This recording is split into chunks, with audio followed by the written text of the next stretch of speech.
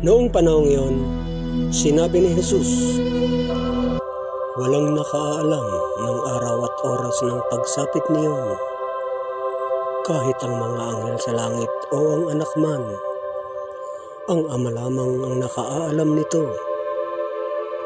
Ang pagdating ng anak ng tao ay matutulad sa pagdating ng baha noong panahon ni Noe.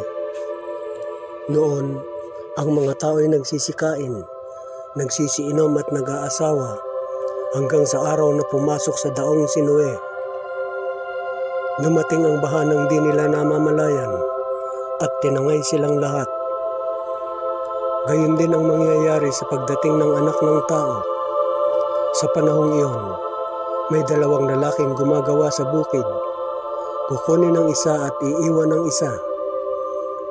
May dalawang babaeng magkasamang gumigiling. Kukunin ang isa at iiwan ang isa.